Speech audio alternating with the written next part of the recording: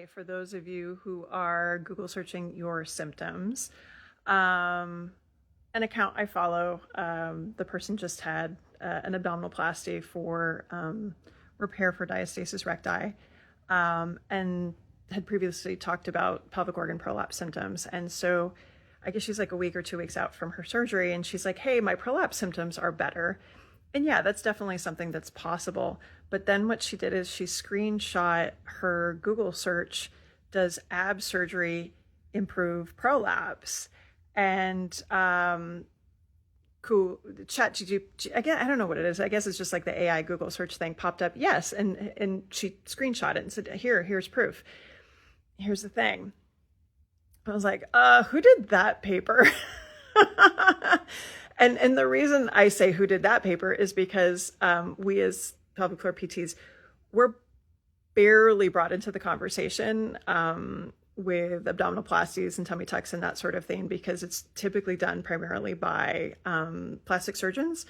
And so getting, encouraging them to, refer to rehab is it's a very tall hill to climb. Let's leave it at that. And so if you've ever done a Google search and there's the AI response, keep in mind that AI is a culmination of whatever's out there. But then there's like a little paper clip that you can click on that and see where they pulled from. And so it pulled up a couple of articles. And guess what it said?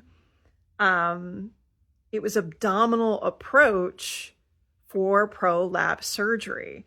So you have to be really careful about the words that you put in and how AI interprets it, because she's now putting it out to her hundreds of thousands of followers being like, yeah, if you get abdominoplasty and diastasis ab surgery, it's going to fix your prolapse. I'm glad that worked out for her. It can happen. That's really exciting. But if you actually read what AI was referencing, it was an abdominal approach for prolapse surgery. Yes, of course, it's going to improve prolapse, but you got to read. And I think it's so important these days that, and I use ChatGPT, I use AI, but the more I use it, the more I realize you put shit in, you get shit out. The more specific you are, it gets better. But even if I've plugged in PDFs before of reference articles and asked them to generate a reference list, it makes up freaking new references. That's why I wasn't surprised when whatever report came out of RQ Jr. or whatever the hell he's called, and they made up new references. That's what it does. So don't go for the quick, oh, hey, does this? Great. And just only read the first thing at the top.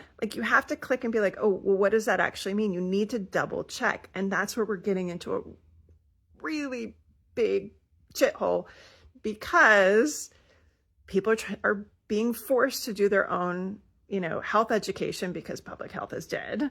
It's being murdered. Whole nother conversation. But because people don't read, because we only have a 7-second attention span. So if you're still watching this, which most of you aren't, it's because you are special and now you can listen beyond the 7-second attention span. So here's my summary. Great, use AI, wonderful, double check it. And if there's a summary at the top in the little paperclip, please click on the paperclip, because there's more information and it's possible that the summary it gave you is not the actual answer to the question that you asked. So please do your due diligence. And if you haven't done your due diligence, please don't post it to everybody that now they're misinformed too. So that's my PSA for Monday.